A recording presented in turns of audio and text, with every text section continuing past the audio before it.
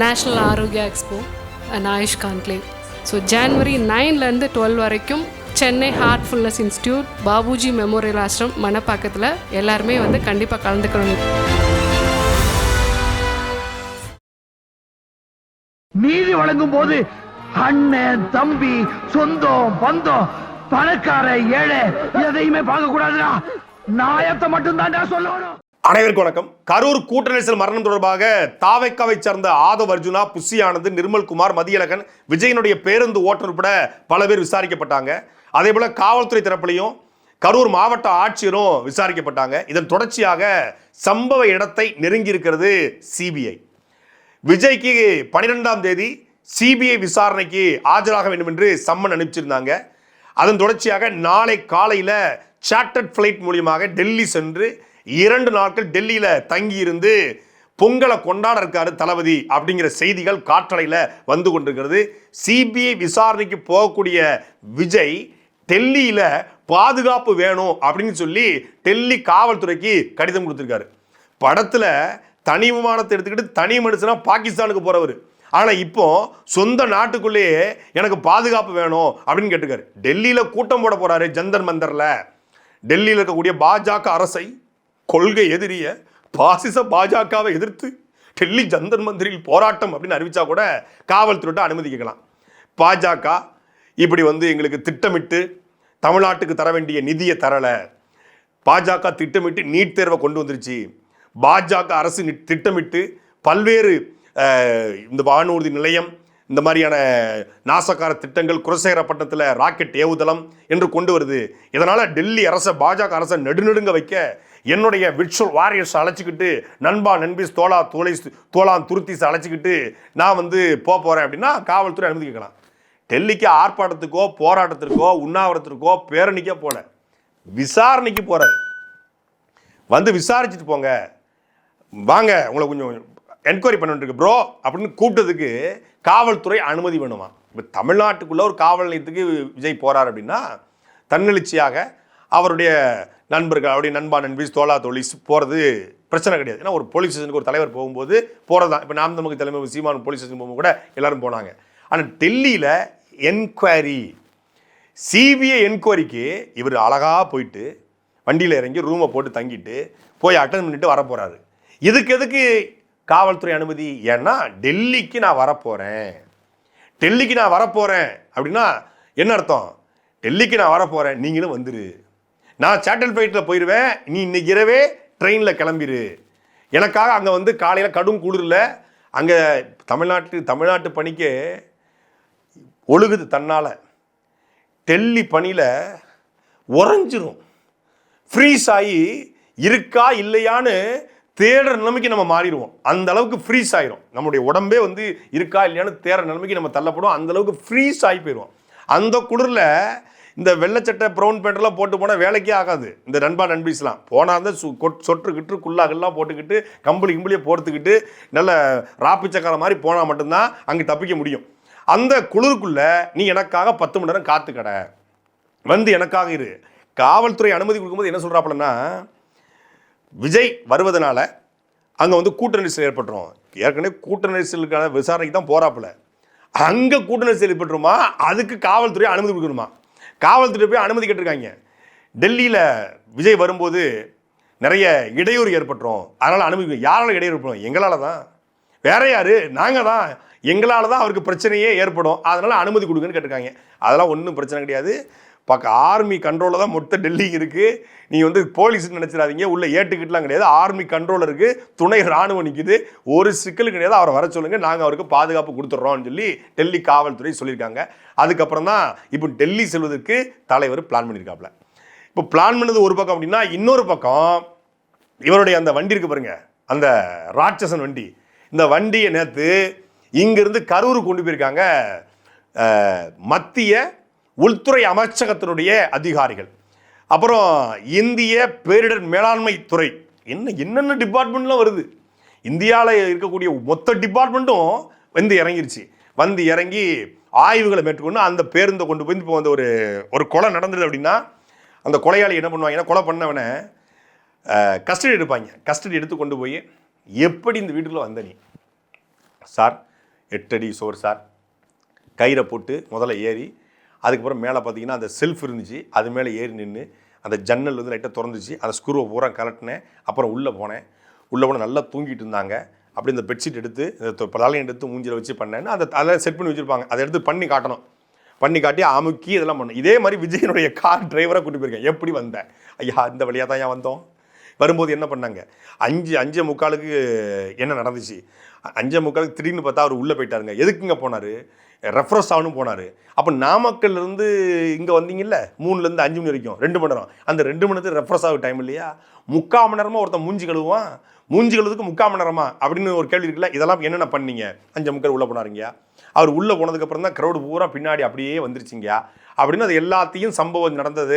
அந்த கார் நிப்பாட்டினது, அந்த இந்த இடத்துல தண்ணி பாட்டு வீசுனீங்களா, இங்கே தான் மக்கள் மயங்கி விழுந்தாங்களா, அந்த காருடைய பார்வையில் பஸ்ஸோடைய பார்வை என்ன நடந்துச்சு அப்படிங்கிறத பஸ்ஸை நிப்பாட்டி இந்த கொலை சம்பவத்தை எப்படி கொலை பண்ணவனை கூட்டு வந்து வெறுமனையாக ஒரு டம்மி பாடியை படுக்க போட்டு குத்தி காட்டி இப்படி குத்துனேன் அப்படி குத்துனேன் இங்கே குத்துனேன் இங்கே குத்துனேன் அப்படின்னு சொல்லுவாங்களோ, அது மாதிரி அந்த பஸ்ஸை வச்சு பஸ்ஸை ஓட்டி காட்டி எல்லாத்தையும் ஆவணமாக 360 டிகிரி கேமரா வச்சு ரெக்கார்ட் பண்ணியிருக்காங்க சிபிஐ அண்ட் மத்திய உள்துறை அமைச்சகம். இது ஒரு பக்கம் நடந்து கொண்டிருக்க, இன்னொரு பக்கம் விஜயனுடைய கார் டிரைவர் கொடுத்த வாக்குமூலம் தான் இந்த சிபிஐனுடைய மிக முக்கியமான எவிடன்ஸ் என்று சொல்லப்படுகிறது.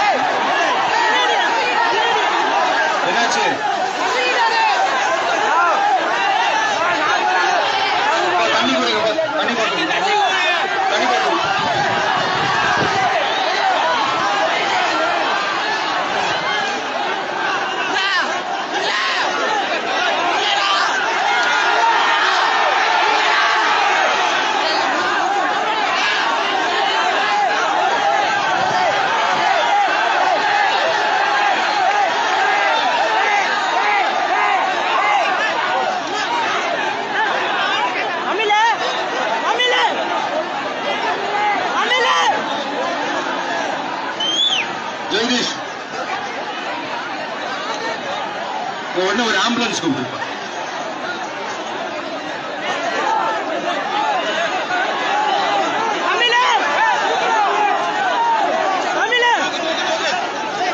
ஒரு கட்சியினுடைய தலைவரை அந்த கட்சியினுடைய பொதுச் செயலாளர் வழிநடத்தி நம்ம கேள்விப்பட்டிருக்கோம். அந்த கட்சியினுடைய தலைவரை அந்த கட்சியினுடைய மாநில பொறுப்பாளர்கள் நிர்வாகக்குழு கமிட்டி வழிநடத்தி நம்ம கேள்விப்பட்டிருக்கோம்.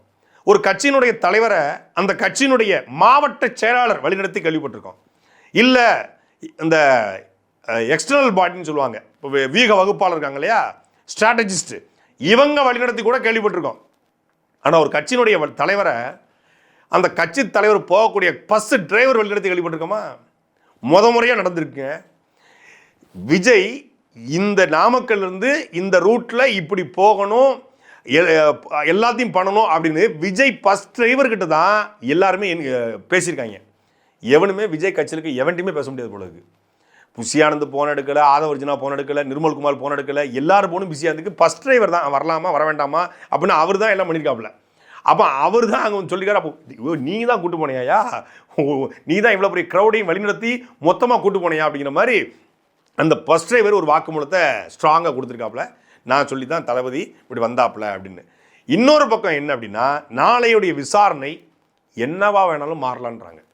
இதை விஜய் கைது செய்யப்பட்டுருவாரா, விஜய் எப்படி ஜெயிலில் போட முடியுமா, இவ்வளோ பெரிய க்ரௌடு இருக்க பண்ணிடுவாங்களா?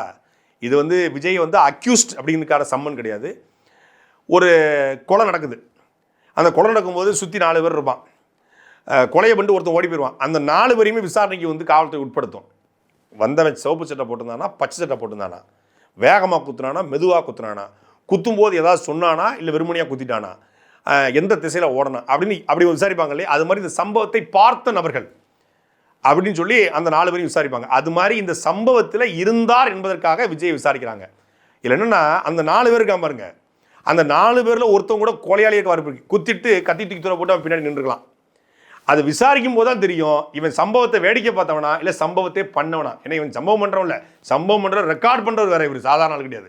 அப்படிங்கும்போது சம்பவத்தை இவர் வேடிக்கை மட்டும் தான் பார்த்தாரா, சம்பவம் நடந்ததுக்கே இவர் தான் காரணமாங்கிறது இவரை உட்கார வச்சு உரிச்சா தான் தெரிய வரும். அப்படிங்கிறதுக்காகத்தான் சிபிஐ இந்த என்கொயரி நடத்துகிறாங்க. இதில் என்ன பெரிய வேடிக்கைன்னா, நான் வரும்போது யாருமே ரோட்டில் இருக்கக்கூடாது, இவர் படம் வரும்போது எந்த படமும் வரக்கூடாது, இவர் ரோட்டில் வரும்போது இவர் தான் கரூர் கொடுத்தாருல, கரூரில் இறந்து போனவங்கள பார்க்க போகிறதா சொல்லும்போது திருச்சியிலேருந்து நான் கரூர் போவேன், அப்படி கரூர் போகும்போது யாருமே சாலையில் இருக்கக்கூடாது. இதுதான் பராசக்தி படத்துக்கு நடந்திருக்கு. ஜனநாயகன் வரும்போது பராசக்தி கூட வரக்கூடாதுன்றாங்கல்ல, அதே மாதிரி அங்கே கரூரில் நான் வரும்போது யாரும் வரக்கூடாது, அந்த 2 கிலோமீட்டர் ரேடியஸில் சுற்றளவில் யாருமே இருக்கக்கூடாது. யாருமே இருக்கக்கூடாதுன்னு யாரையா நீ பார்க்க போகிற, நான் பார்க்க போகிறது மக்களை தான். அப்போ மக்கள் கூடாது, இருக்கக்கூடாது. ஊடகங்கள் கண்டிப்பாக இருக்கவே கூடாது. எனக்கு ஊடகத்தை பார்த்தா அலைஞ்சி, கேமரா மைக்கை பார்த்தா எனக்கு வாந்தி வந்துடும், அதனால் அவங்க இருக்கக்கூடாதுன்னு சொல்லி அங்கே ஒரு ரெஸ்ட்ரிக்ஷன் போட்ட மாதிரி டெல்லியிலாம் போட முடியாது. போய் உட்கார்ந்த உடனே இந்த சிபிஐ இருக்கட்டும், என்ஐஏவாக இருக்கட்டும், இந்த இடியாக இருக்கட்டும், இல்லை வருமான வரித்துறை இருக்கட்டும், எல்லாருமே என்னன்னா பேசிக்காக ஆரம்பிப்பாங்க. உங்களுடைய பெயர் என்னம்பாங்க. தமிழ்நாட்டில் இதை கேட்ட ஆள் நீ தான் அப்படின்னு சொன்னால் இது டெல்லிம்பாங்க. அந்த ஏரியா இந்த ஏரியா ஆல் ஏரியா ஐயா கில்லி, டெல்லியாக இருந்தாலும் ஐயா கில்லி அப்படிலாம் பேச முடியாது. அங்கே படத்தில் வேணால் அந்த பஞ்சு பேசலாம், நிஜத்தில் விஜய். உங்கள் அப்பா பேர் என்ன? சந்திரசேகர். உங்களுக்கு வயசு என்ன ஆகுது?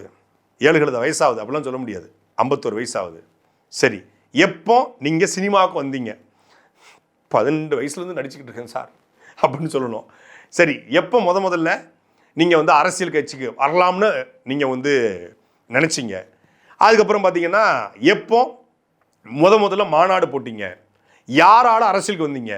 உங்களுக்கு அரசியல் வர்றதுக்கு யார் ஐடியா கொடுத்தா? இந்த அரசியலுக்கு வந்ததுனால உங்களுக்கு என்ன லாபம் நஷ்டம்?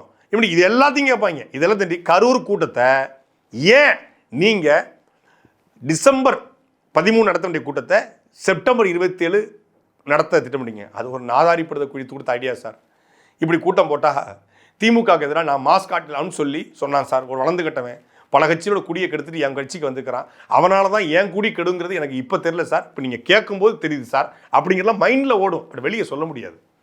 அவன் சொன்ன ஐடியாவில் தான் இந்த வடிவேலு போய் அண்ணே அவர் மட்டும் தான் சேர் இருக்கா, நம்மகிட்ட சேர் இல்லையா, அவன் உட்கார நம்மளும் உட்காரணும்னே, அவர் மட்டும் தான் பேப்பர் படிப்பாரா, நம்ம பேப்பர் படிக்க கூடாதா, படின நீ படின, ஓ அவர் கால் மேலே கால் போடுறான், நம்மக்கிட்டையும் கால் இருக்குல்ல நம்மளும் ஆட்டுவோம்ல, ஆட்டுவோம் அப்படின்னு கால் மேலே கால் போட்டு வடிவேலு பொத்தொடின்னு சகதியில் விடுவார்ல, அதுதான் நடந்துச்சு கடூரில். செந்தில் பாலாஜிக்கு முன்னாடி நம்ம மாஸ்க் காட்டிடும்னே, அவர் ஒரு ஆள் அண்ணே நமக்கு. திமுக 30 விழா, அது 30 விழா இல்லை 30 பேர் கலந்து கொண்ட விழான்னு ஒரு பஞ்சை போடுனே அங்கே வச்சு சேத்தனையும் கரூரை கொண்டாடிடும்னே. ஆமாம், பாட்டிலுக்கு 10 ரூபா, பாட்டிலுக்கு 10 ரூபான்னு ஒரு பாட்டை மட்டும் நீங்கள் பாடுங்க, அதுதாங்க ட்ரெண்டிங்காக இருக்குன்னு சொல்லி கூட்டி போயிருக்காங்க. தைரியம் இருந்தா கை வைங்கடா, தலைவரை பத்துருவோம், தைரியம் இருந்தா கை வைங்கடா. என்ன தாவேக தலைவர் விஜய் ஜனவரி 12ஆம் தேதி சிபிஐ விசாரணைக்கு ஆஜராக இருக்கிறார். போன்ல வந்தவன நேர்ல வர வச்சுட்டானுங்க. கூட்டு போய் அவனால தாங்க இவ்வளவு பெரிய கேவலத்துக்கு நான் ஆளாயிட்டேன் அப்படின்னு சொல்ல முடியாது. சரி, ஏன் நீங்கள் 17 போகாமல் செப்டம்பர் 27 போகான்னு சொல்லுவாங்க? இல்லை சார், நாங்கள் அது அரசியல் கட்சியில் பொறுத்தளவில் எங்களுக்கு ப்ரீ பிளான்ட், நாங்கள் டீம்லாம் ஆர்கனைஸ் பண்ணோம் அப்படிலாம் விளக்கத்தை கொடுப்பாரு. அடுத்து கேட்பாங்க, காவல்துறை உங்கள் ஆள்கிட்ட யாருக்கிட்ட கோஆர்டினேட் பண்ணாங்க? ஏற்கனவே காவல்துறை சொல்லிடுச்சு, கோஆர்டினேட் பண்ண பஸ் டிரைவர்னு சொல்லிட்டாரு. நிர்மல்குமார், மதியழகன் எல்லாம் ஒப்புதல் வாக்குமூலத்தை மொத்தமாக கொடுத்துட்டு வந்திருக்காங்க, ரெக்கார்ட் ஃபுல்லாக அங்கே இருக்கும். இன்னொரு பக்கம் கால் பேசுனது ரெக்கார்டு ஃபுல்லாக வச்சுருக்காங்க. இவர் எதையும் மாற்றி பேச முடியாது. இல்லை, காவல்துறை எங்களை திட்டமிட்டு உள்ளே கொண்டு நிப்பாட்டிட்டு போயிடுச்சு, காவல்துறையால் தான் இது நடந்துச்சு, திட்டமிட்டு ஒரு சதியை நடத்துனாங்க அப்படின்னு இவர் சொல்கிறாருன்னு வைங்க. அப்புறம் எதற்காக காவல்துறைக்கு நன்றி சொல்லி ஏறின உடனே பேசுனீங்கன்னு கேட்பாங்க. அதை தாங்க, காவல்துறைக்கு நன்றி சொல்லி பேசுனீங்கன்னா கொஞ்சம் காவல்துறை ஓட்டையும் வாங்கலாம்னு சொல்லி ஒரு நாதாரி பையன் கீழே இருந்தாங்க ஐடியா கொடுத்தான். அந்த காவல்துறை ஓட்டை வாங்குறதுக்காக மேலே காவல்துறைக்கு நன்றின்னு சொன்ன ஒரு 1,10,000 ஓட்டு இருக்குங்க, போஸ்டல் ஓட்டு, அதுவும் எங்களுக்கு தேவைக்கு ஓட்டுக்காக பேசினேன் அப்படிங்கிறத சொல்ல முடியுமா? சொல்ல முடியாது. அதிலே அவுட்டு. சரி, கூட்டத்துக்குள்ளே நீங்கள் பேசிக்கிட்டு இருக்கும்போது ஆம்புலன்ஸ் உள்ளே போகுது. இந்த ஆம்புலன்ஸ் நம்ம ஆம்புலன்ஸாப்பா, நம்ம ஆம்புலன்ஸ் மாதிரி இருக்குன்னு சொல்கிறீங்க. அப்புறம் பாட்டில் தூக்கி வீசுறீங்க. பாட்டில் தூக்கி வீசும்போது மயங்கி விழுறான். மயங்கி விழுகும்போது ஏங்க நீங்கள் பேச்சை நிப்பாட்டலன்னு கேட்பாங்க. அவன் தாங்க சொன்னான், செந்தில் பாலாஜி பேசிட்டு இறங்குயா, இவ்வளோ தூரம் வந்தாச்சு, அசிங்கமாக போயிடும்னு சொன்னாங்க, அவன் பேச்சை கேட்டு தாங்க நான் பேசினேன் அப்படின்னு சொல்ல முடியுமா? அதையும் சொல்ல முடியாது. அதுலேயும் அவுட்டு. எல்லாம் முடிஞ்சிருச்சுல்ல. இவ்வளோ பெரிய நெருக்கடி ஏற்பட்டுச்சு. உங்களுக்கு எப்போ தெரிய ஆரம்பிச்சுது? இறங்கினவுடனே சொல்லிட்டாங்க 10 பேர் மயக்கம் போட்டிருக்காங்க, 10 பேர் இறந்துட்டாங்கன்னு. பார்டருக்கு வந்தேன், பார்டர்லேயே சொல்லிட்டாங்க 30 பேர் செத்தாங்க. அப்புறம் எதுக்காக நீங்கள் உங்கள் மக்களை விட்டுட்டு ஓடி போனீங்க? இதில் யாராவது சதி இருக்குது, இல்லை யாராவது தப்பு பண்ணியிருப்பாங்க அப்படின்னு நீங்கள் நினைக்கிறீங்களா? இல்லை அப்படி நான் நினைக்கல. அதை நீங்கள் கண்டுபிடிச்சி நீங்கள் சொல்லணும்னு சொன்னால் அப்புறம் எதுக்காக வந்து 4 நாள் கழிச்சு வீடியோ போடும்போது சிஎம் சார் என்ன பழி வாங்கன்னா என்னையே பழி வாங்க, என் ஆட்களை விட்டுருக்கீங்கன்னு சொன்னீங்க அப்படின்னு? அது நான் புஷியானது இவங்கெல்லாம் தேடிக்கிட்டு இருந்தாங்க, அதுக்காக சொன்னேன். அப்போ சிஎம்முக்கு இதுக்கு சம்மந்தம் இல்லையா? செந்தில் பாலாஜிக்கு இதுக்கு சம்மந்தம் இல்லையா? திமுகவுக்கு இதுக்கு சம்மந்தம் இல்லையா? சம்மந்தம் இருக்குன்னு சொன்னால் எப்படி சம்மந்தம் இருக்குது, அதுக்கான எவிடன்ஸ் கொடுன்னு கேட்பாங்க. சம்மந்தம் இல்லைன்னு சொன்னால் ஏன் நீ வீடியோ போட்டன்னு கேட்பாங்க. 2 பக்கமும் லாக் பண்ணி வச்சுருக்காங்க, 2டையும் பிடிச்சிட்டாங்க, 2 கையையும் பிடிச்சி உலுக்கி அந்த குளிர் பணியில் இந்த குழந்தைய வச்சு அடியும் உதையும் கலந்து வச்சா டெல்லி பொங்கல், டெல்லி பொங்கல் அப்படின்னு பொங்க வைக்கிறதுக்காக குழந்தைய கூப்பிட்டுருக்காங்க. மாண்புமிகு தமிழக முதல்வர் அம்மா அவர்களை சந்திக்க ஒரு அப்பாயின்மெண்ட் கேட்டிருக்கேன்.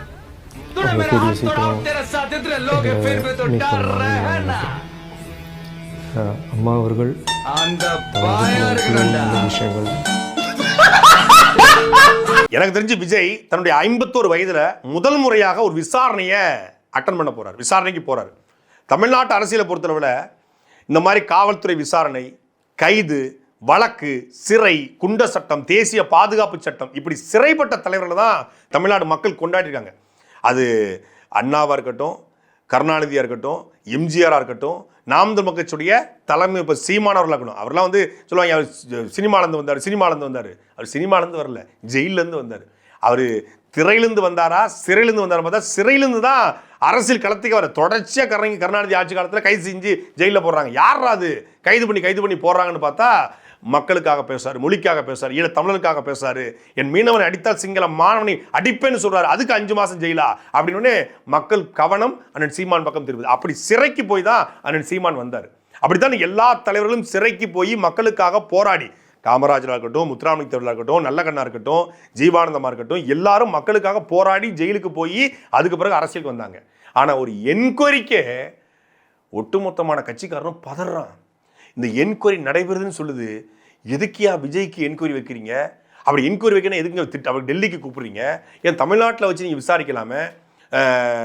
கரூரில் வந்து நீங்கள் கரூரில் கூடிய மக்களை விசாரிச்சிங்களா, அதுபோல் விசாரிச்சுட்டு போயிருக்கலாமே? எதுக்காக நீங்கள் திட்டமிட்டு அவரை டெல்லிக்கு கூப்பிடுறீங்க? இப்படிலாம் எந்த விதமான கேள்வியையும் இதுவரைக்கும் தாவேகா சார்பாக ஒருத்த எழுப்பல. உங்கள் விஜய் நான் வர்றேன், என் மக்களுக்கு ஒரு பிரச்சனைனா நான் வருவேன், இந்த விஜய் இருக்கா, அந்த விஜய் இருக்கா, அந்த விஜயமா இருக்கா, அந்த விஜய் இருக்கு அப்படின்னாங்கல்ல. மக்களுக்கு ஒன்றா நான் வரேன்னு சொன்னாப்புல. இப்போ அவருக்கே அவர் வரல. மக்களுக்கு பிரச்சனை அதெல்லாம் நாங்கள் பார்த்துக்கிறோம், முதல்ல ஓம் பிரச்சனை நீ தீர்த்துட்டு வான்னு சொல்கிறாங்க மக்கள். நான் மக்கள் பக்கம் நிற்கிறேன், மக்கள் என் பக்கம் தான் நிற்பாங்கன்னாப்புல. எப்பா நாங்களாம் எங்கள் பக்கம் தான் நின்றுக்கிட்டு இருக்கோம், முதல்ல ஓம் பக்கத்தை நீ பாருப்பா, ஓம் பிரச்சனையை தீர்த்து பாப்பா, உன் உள்ள விட்டு பிரச்சனையே 1000 பிரச்சனையாக இருக்குது, நீ இதை தீர்த்துட்டு வான்னு சொல்லி மக்கள் சொல்றதுக்கு மக்களுடைய பிரச்சனைக்கெல்லாம் நான் குரல் கொடுப்பேன், இந்த விஜய் வந்து நிற்பான்னு சொன்னீங்களே. உங்களுக்கு இப்பொழுது பிரச்சனை வந்துக்கிறது, ஒரு பக்கம் சென்சாரு, இன்னொரு பக்கம் சிபிஐ. 2க்கும் பேசலை, சென்சாருக்கும் பேசலை, சிபிஐக்கும் பேசலை. சிபிஐ விசாரணையில் என்னை எதுக்காக அழைக்கணும்? எனக்கும் அதுக்கு என்ன சம்மந்தம் இருக்குது? இது திட்டமிட்டு நடத்தப்பட்டது. ஒரு ட்வீட்டு போடலாம்ல. என்கொயரி கூப்பிட்டுருக்காங்க, என்கொயரி நான் அட்டன் பண்ணுறேன், என்கொயரி அட்டன் பண்ணி டெல்லியில் ப்ரெஸ் மீட் கொடுத்துருவாரா? ப்ரெஸ் மீட் கொடுத்து இதெல்லாம் நடந்துச்சுங்க, இப்படிலாம் இது பண்ணாங்க, இந்த சிஎம் சார் வீடியோ போட்டார, அந்த 4 நிமிஷம் வீடியோ டெல்லியில் வச்சு போடுவாரா? தெம்பு, திராணி, துணிச்சல், ஆண்மைத்தன்மை, ஆளுமைத்தன்மை ஏதாவது ஒன்று இருந்தால் பாஜக அரசு திட்டமிட்டு என்னை பழிவாங்க பார்க்கறது. சொல்லுங்க பார்ப்போம். விஜயை பற்றி எதுக்கியா சாட்டை இப்படி தினமும் பேசுகிறான்றாங்க. நான் விஜயை பற்றி பேசுறதை விட்டுறேன், விஜய் பாஜக பற்றி பேசினா நான் விஜயை பற்றி இன்னிலேருந்து பேசுகிறேங்க, இந்த நொடியிலேருந்து பேசுகிறேன். நான் வந்து சத்தியம் கூட பண்ணி கொடுக்குறேன். ஒரு பக்கம் சிபிஐ நிற்குது, இன்னொரு பக்கம் வந்து சென்சார் போர்டு. கிட்டத்தட்ட இது வரைக்குமே இந்த ஜனநாயகன் படத்துக்கு 100 கோடி ரூபாய் இழப்புன்றாங்க. நாம் உண்மையிலே விரும்பலை. விஜயனுடைய படத்தை முதல் காட்சி நானும் பார்த்து நல்லா இருந்தால் கை தட்டுவேன், நல்லா இல்லைன்னா விமர்சனம் பண்ணுவேன். உண்மையிலே இந்த ஜனநாயகன் படம் நல்லா இருந்தால் நல்ல விமர்சனம் பண்ணணும் அப்படிதான் நான் நினச்சிருந்தேன். நான் நல்ல விமர்சனம் பண்ணணும்னு நினச்சதுனாலே இந்த படம் வரல. உண்மையிலே நினச்சேன் இந்த படத்துக்கு தான் நெகட்டிவ் ரிவ்யூலாம் கொடுக்கக்கூடாதுப்பா, நெகட்டிவ் ரிவ்யூ எப்பவும் கொடுக்கறது கிடையாது, கொடுக்கக்கூடாது. ஏன்னா படம் வேற, அரசியல் வேற. இந்த படத்தில் அவர் அரசியல் பேசியிருந்தாலும் அவருடைய நடிப்பு படம் நல்லா இருந்து, வினோத் படம் நமக்கு நல்லா பிடிக்கும், வினோத் படம் நல்லா தான் எடுப்பாப்புல பொதுவாக. அப்போது அது நல்லா இருந்தால் நல்லா விமர்சனம் பண்ணிடுவோம்னு நினச்சிக்கிட்டு இருந்தேன். ஆனால் அதில் மண்ணெளி போட்டாங்க. இன்னொரு பக்கம் இந்த படம் இது வரைக்கும் 100 கோடி ரூபாய் இழப்பு ஏற்பட்டிருக்கு. புக் மை ஷோவில் மட்டும் 50 கோடி. எல்லா ஊரில் கூடிய மாவட்ட சிலர் பூரா ஆர்வக்கோளர், முழுக்க முழுக்க ஆர்வக்கோளர். ஏன்னா அந்த பேனர் வச்சா எம்எல்ஏ சீட்டு கிடைக்கணுங்கிற நம்பிக்கையில் பல பேர் 150 பேனர் அடிச்சிருக்காங்க. ஒரு மாநகரத்துக்குள்ள மட்டும் 150-200 பேனர் சொந்த காசை போட்டு பொங்கலுக்கு வருகை தரும் ஜனநாயகனே, ஜனநாயக பொங்கல், தளபதி பொங்கல், தளபதி வெற்றி கொண்டான் பொங்கல் அப்படின்னு வரிசையாக பேனரு, ஃப்ளெக்ஸு, போஸ்டர்னு அடித்து குமிச்சிட்டான். அது முழுக்க இப்போ எங்கே போயிடுச்சு? டஸ்ட் பின்னுக்கு போயிடுச்சு. இப்போ படம் பொங்கலுக்கு வருமா? படம் பொங்கலுக்கு வரும்போது தான் படத்தையே பொங்கல் வச்சுட்டாங்க. உங்களுக்குலாம் போகியே கிடையாதடா, எப்பறம் பொங்கல் கொண்டாடுவீங்கிற மாதிரி பொங்கல் போச்சு. இப்போ அந்த வெறி எப்படி தீர்த்துக்கிறது?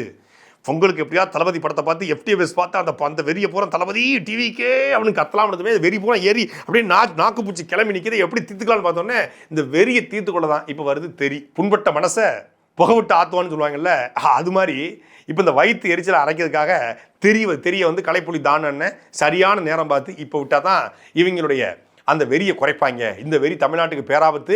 இவங்க பூரா சோம்பிசா மாற கட்டத்தில் நிற்கிறாங்க. பக்கத்து வீட்டில் ஏற்கனவே காவல்துறையோட கையை கடிச்சு வைக்கிறாங்க. இப்போ வந்து ஊருக்குள்ளே பூந்து கையை பூரா கடிக்க வச்சு ஆரம்பிச்சிருவாங்க சொல்லி அந்த வெறியை தணிப்பதற்காக தெரி படத்தை பொங்கலுக்கு விடலான்னு ஒரு நல்ல படம் தான், ஓகே ரகம் தான் அந்த படம். அந்த படத்தை பார்த்து இந்த வெறியை தீர்த்துக்கோங்கப்பா அப்படின்னு சொல்லி கலைப்புலி தான ஒரு அருமையான முடிவு எடுத்திருக்காரு. இப்போ அந்த படம் பக்கம் ஒரு பக்கம் இந்த கூட்டம் பூரா சாஞ்சிக்கிட்டு இருக்கு. இன்னொரு பக்கம் என் பொண்டாட்டி என்னை அடிச்சுட்டா இந்த ஊருக்குள்ளே பஸ்ஸே ஓடக்கூடாது மாதிரில வடிவேலு, அது மாதிரி எங்கள் தளபதி படம் வர்ற வரைக்கும் நாங்கள் எவனும் தியேட்டர் பக்கமே போக மாட்டோம்டா. எங்கள் தளபதி படம் வராத ஊரில் எந்த படம் வந்தாலும் அந்த படத்தை நாங்கள் இழிவாக பேசுவோம்டா. எங்கள் தளபதி படம் வராத இடத்துல பொங்கலே கிடையாதுடா அப்படி கிளம்பிட்டாங்க. புக் மை ஷோவில் போய் பராசக்தி படத்தை மொத்தமாக புக் பண்ணுறது, தியேட்டருக்கு போகிறதில்ல, மொத்தமாக 100 டிக்கெட்டு 200 டிக்கெட்டுன்னு புக் பண்ணிடுது. புக் பண்ணிவிட்டு கீழே போய் புக் பண்ணாதான் கமெண்ட் போட முடியும். புக் பண்ணிவிட்டு கீழே போய் 000 poor, worst movie, negative review, கேவலமாக இருக்குது, குப்பை படம் அப்படின்னு போட்டு ரிவ்யூ போடுறது. இதெல்லாம் ஒரு இது அதாவது எப்படி நம்ம ஒரு வீடியோ போட்டிருப்போம், அந்த வீடியோவில் என்ன கண்டென்ட் இருக்குன்னே பார்க்க மாட்டாங்க, தம்ப்நெயிலை மட்டும் பார்க்குறது. தம்ப்நெயிலை பார்த்து கீழே வந்து இப்படித்தான் இவன் பேசியிருக்க போகிறான் அப்படின்னு கீழே வந்து ஃபுல்லாக திட்டுவாங்க. இன்ஸ்டாகிராமில் ஒரு ஃபோட்டோ போடுறேன், ஒரு ஃபோட்டோ போட்டால் கீழே கமெண்ட்டில் பார்த்தீங்கன்னா கண்ணா பின்னாடி கெட்ட வார்த்தை போட்டு திட்டிருப்பாங்க. அதே மாதிரி பராசக்தி படம் சிவகார்த்திகேயன் என்கிற ஒரு நடிகனை பிடிக்கல, அவ்வளோதான், வேற ஒன்றுமே கிடையாதுங்க. தனிப்பட்ட வெறுப்பு, அந்த நடிகன் மேலே இருக்கிற வெறுப்பில் அந்த படம் சொல்ல வருகிற செய்தி என்ன அதை தானே பார்க்கணும். அது யார் தயாரிப்பாளர், அந்த தயாரிப்பாளரோட குடும்ப பின்னணி என்ன, அந்த தயாரிப்பாளருடைய இது என்ன, அந்த படம் திமுகவுக்கு ஆதரவாக இருக்கிறதா எதிராக இருக்கிறதா அப்படின்னு பார்த்தா உண்மையிலேயே அந்த படம் திமுக கூட்டணிக்குள்ளே குழப்பத்தை விளைவிச்சிருச்சு. திமுக கூட்டணிக்குள்ள குழப்பத்தை விளைவிச்சு காங்கிரஸ்காரங்களாம் அந்த படத்தை உட்காந்து திட்டிகிட்டு உட்காந்துருக்காங்க. நான்லாம் உழைச்சி சம்பாதிச்ச காசை வச்சு இந்த படத்தெல்லாம் பார்க்க மாட்டேன்னு சொல்லி காங்கிரஸுடைய மாணிக் தாக்கர் ட்வீட் போட்டிருக்காப்புல. ஏன்னா அந்த படம் அந்த காலகட்டத்தில் நடந்த ஒரு சம்பவத்தை கொஞ்சம் கற்பனையோடு கலந்து எடுத்திருக்கிறது. அந்த படத்தின் மீது விமர்சனம் இருக்கிறதா? விமர்சனம் இருக்கிறது. ஆனால் அந்த படம் மொத்தமாக பிளாட்டா சொல்ல வந்த செய்தி தமிழ் வாழ்க. அப்போ நம்ம ஒரு தேடல் ஏற்படுது, தமிழுக்காக இப்படி யார் செத்துருக்காங்க. இன்றைய தலைமுறைக்கு சிவகங்கை ராஜேந்திரன் எத்தனை பேருக்கு தெரியும்? யாருக்கும் தெரியாது. அந்த சிவகங்கை ராஜேந்திரனை இந்த படம் தேட வைக்கிறது.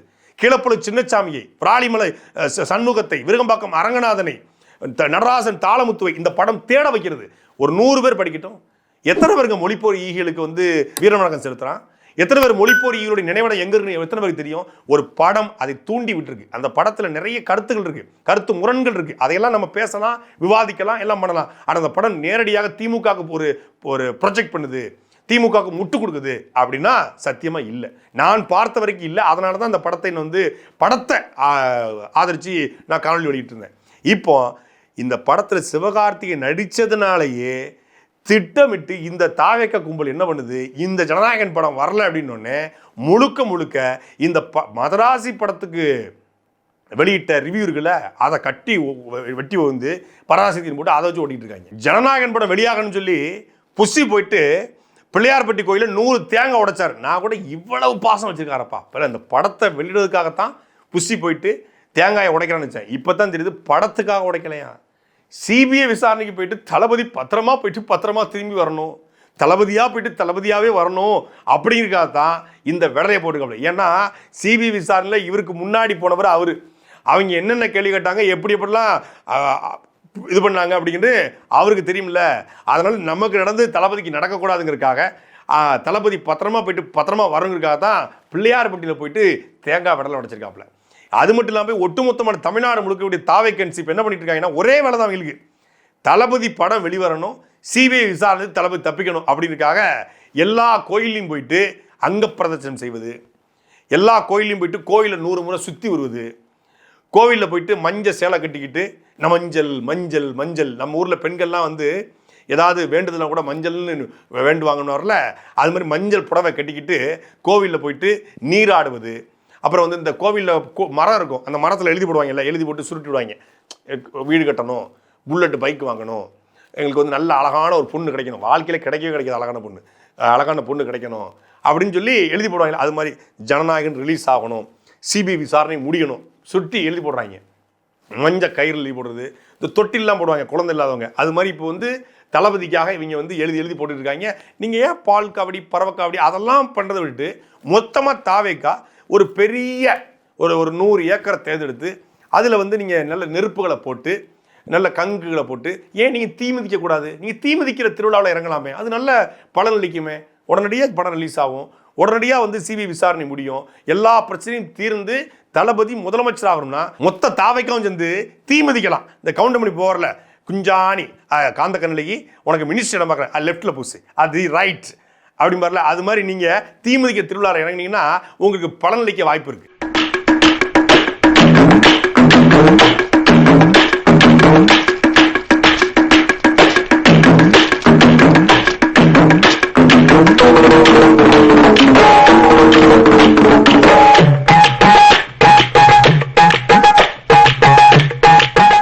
பல இடியாப்ப சிக்கலுக்குள்ள மாட்டிக்கிட்டு இருக்காரு விஜய். விஜய் என்ன நினைக்கிறாருன்னா, நாம வெளியே வந்து தொடர்ச்சியா பேச ஆரம்பிச்சா நம்ம மாஸ் குறைஞ்சிரும், நம்முடைய சைலன்ஸ் தான் நம்முடைய பேராயுதமே, நம்ம சைலன்ஸை உடைச்சிட்டா மக்கள் நம்ம கிட்ட நெருங்கிட்டா நாம வந்து 10ஓட 11 போயிருவோம். நம்ம தனித்தன்மையா இருக்கணும்னா நாம சைலன்ஸா இருக்கணும், சைலண்டாக இருக்கணும்.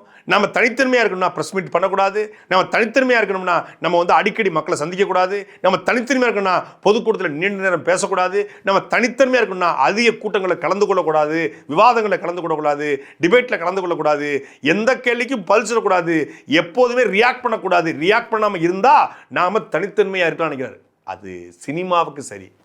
சினிமாக்காரனா ஒரு நடிகனா பொது இடங்களுக்கு அதிகமாக கலந்து கொள்ளாத, பொது நிகழ்ச்சிக்கு அதிகம் கலந்து கொள்ளாத, பத்திரிகையாளர் அதிகம் கலந்து கொள்ளாத, எந்த கேள்விக்கும் பதில் சொல்லாமல் அடிக்கடி சோசியல் மீடியாவில் நோண்டாமல் நடிகனாக இருக்கலாம், ஒரு பிஸ்னஸ்மேனாக கூட இருந்து போயிடலாம். ஆனால் ஒரு அரசியல்வாதியாக பொது வாழ்க்கையினுடைய முக்கியமான அம்சமே இன்ட்ராக்ட் பண்ணுவது, மக்களோட நெருங்குவது, பத்திரிகையாளர்களை சந்திப்பது, பத்திரிகையாளர்களை சமாளிப்பது, பத்திரிகையாளர்களை கேள்விகளை கேட்டு அவங்கள மடக்குவது, அவன் மடக்கணும் நம்ம மடக்குவது. இதைத்தான் மக்கள் விரும்புவான். நீ யார் பிரச்சனைக்கும் பேச வேண்டாம், உனக்கு ஒரு பிரச்சனை அதையே உன்னால தீர்த்து கொள்ள முடியல, உன் பிரச்சனைக்கே உன்னால குரல் கொடுக்க முடியலனா நீ எப்படி எனக்கு நிற்ப? நீ தூய்மை பணியாளருக்கு பேசு, செவிலியருக்கு பேசு, மருத்துவருக்கு பேசு, நீ வந்து ஆசிரிய பெருமக்களுக்கு பேசு, நீ திருப்பரங்குன்றத்துக்கு பேசு, கவினுக்கு பேசு, நீ மேல்பாதிக்கு பேசு, மேல்மாக்கு பேசு, வேங்கவேலுக்கு பேசு, குலசேகரப்பட்ட ராக்கெட் ஏவுதளத்துக்கு பேசு, இல்லை சிப்காட்டுக்கு பேசு, அதெல்லாம் அப்புறம் பேசு, முதல்ல உனக்கு பேசு. சாட்டை எடுத்து நாட்டை திருத்து, இளம் தலைமுறை தானே நீ